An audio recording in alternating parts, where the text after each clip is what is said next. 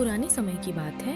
हरिद्वार के एक धनवान व्यापारी राजेश और उनकी पत्नी सुमित्रा को संतान सुख की प्राप्ति नहीं हो रही थी। सालों तक बड़े बड़े ज्योतिषियों और विद्वानों से उपाय करवाने के बाद भी उनकी गोद सूनी ही रही। एक दिन किसी ने उन्हें सलाह दी कि वे शहर के प्रसिद्ध संत स्वामी प्रभुदास जी से मिले। कहा जाता था कि प्रभुदास जी जब रामायण का पाठ करते हैं तो भगवान राम स्वयं कथा सुनने आते हैं। राजेश और सुमित्रा तुरंत संत प्रभुदास जी के पास गए और अपनी व्यथा सुनाई। उन्होंने निवेदन किया कि वे भगवान से पूछे कि उनकी संतान कब होगी। प्रभुदास जी ने कथा समाप्त होने के बाद भगवान राम से इस विषय में पूछा। भगवान ने कहा, राजेश ने अपने पूर्व जन्मों में बच्चों के साथ बहुत अन्याय किया है, इसलिए 7 जन्मों तक उसके संतान सुख का योग नहीं है। अगले दिन प्रभुदास जी ने यह बात राजेश को बता दी।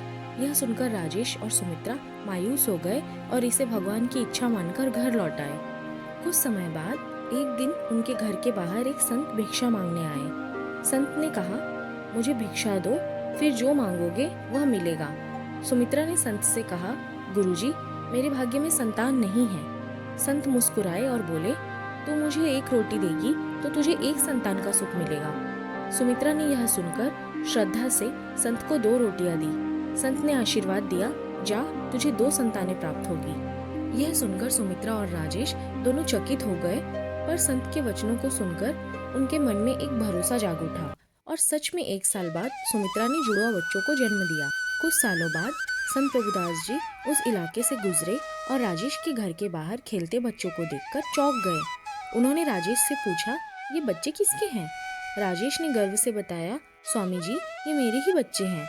आपने कहा था कि मेरे भाग्य में संतान नहीं, लेकिन अब देखिए मेरे 2 बच्चे हैं। प्रभुदास जी यह सुनकर हैरान हो गए। राजेश ने उन्हें उस संत और उनके आशीर्वाद की बात बताई।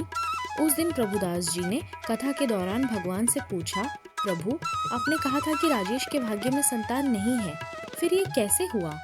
भगवान राम ने मुस्कुराते हुए कहा, प्रभुदास जी, मेरे नियम अटल है, परंतु मेरे भक्तों के वचन मुझसे भी ऊपर है।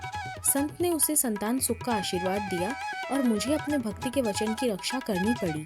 मैं अपने भक्तों के वचन को नहीं काट सकता, यही मेरे नियम और मर्यादा है।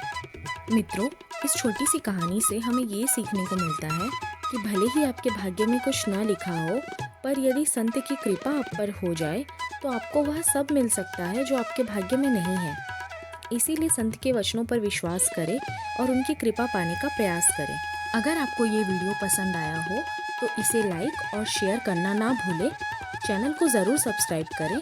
आपका प्यार और सपोर्ट ही मुझे और अच्छे वीडियोस बनाने के लिए मोटिवेट करता है।